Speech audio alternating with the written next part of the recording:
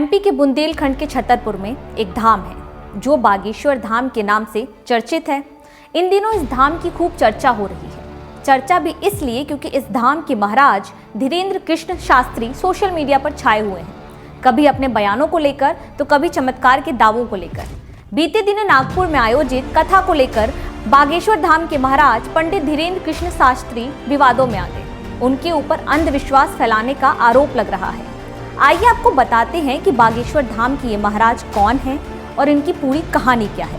मध्य प्रदेश के छतरपुर जिले में एक तीर्थ स्थित है जिसे बागेश्वर धाम के नाम से जाना जाता है। बागेश्वर धाम बालाजी को समर्पित भगवान का मंदिर है।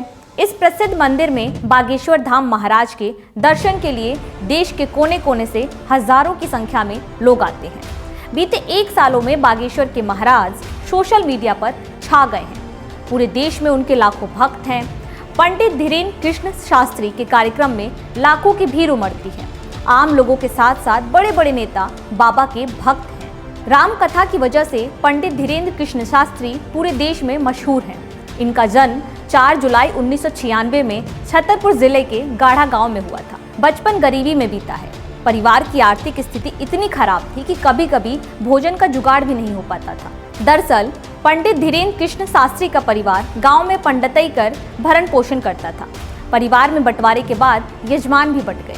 इसके बाद धीरेन्द्र कृष्ण शास्त्री के परिवार के सामने आर्थिक चुनौती ज्यादा आ गई। इनकी मां सरोज गर्ग गांव में भैंस का दूध बेचने लगी। उससे होने वाली कमाई से परिवार का खर्च चलने लगा।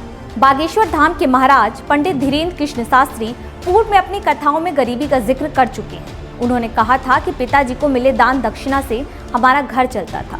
पंडित धीरेन्द्र कृष्ण शास्त्री ने एक वाक्य का जिक्र करते हुए कहा था कि हमारे पिताजी हमें पढ़ाई के लिए वृंदावन नहीं भेज पाए थे क्योंकि उनके पास 1000 रुपए नहीं थे। बागेश्वर धाम महाराज के पिता का नाम कर्णपाल गर्ग और माँ का नाम सरोज गर्ग है। एक छोटा भाई है और बहन है। इनके दादा भगवान दास गर्ग एक सिद्ध संत थे। निर्मोही अखाड़े से भी वे जुड़े हुए थे। बताया जाता है कि वो भी दरबार लगाते थे। उन्होंने ही पंडित धीरेन्द्र कृष्ण शास्त्री को शुरुआती धार्मिक ज्ञान दी थी। पंडित धीरेन्द्र कृष्ण शास्त्री ने ग्रेजुएशन किया है। कथावाचक के रूप में पहली बार 2009 में उन्होंने पास के ही गांव पहरा के खुंडन में कथा सुनाई थी। इसके बाद आसपास के गांव में पंडित धीरेन्द्र कृष्ण की प्रसिद्धि बढ़ने लगी। अगर बागेश्वर के धाम पंडित धीरेन्द्र शास्त्री की लाइफस्टाइल की बात करें तो 26 साल के बागेश्वर के महाराज धीरेन्द्र कृष्ण के पास टोयोटा की पावरफुल XUV फॉर्च्यूनर है। वो इसे अपने काफिले में भी इस्तेमाल करते हैं और इसमें खुद धीरेन्द्र शास्त्री चढ़ते भी हैं।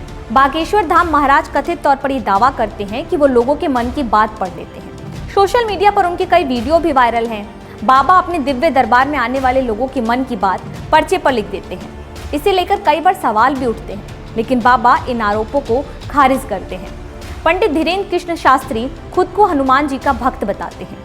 वहीं आवाज उठाने वाले लोगों को बागेश्वर धाम महाराज हिंदू धर्म का विरोधी बता देते हैं। आप बागेश्वर धाम महाराज के चमत्कारों के बारे में क्या सोचते हैं, हमें जरूर बताइएगा।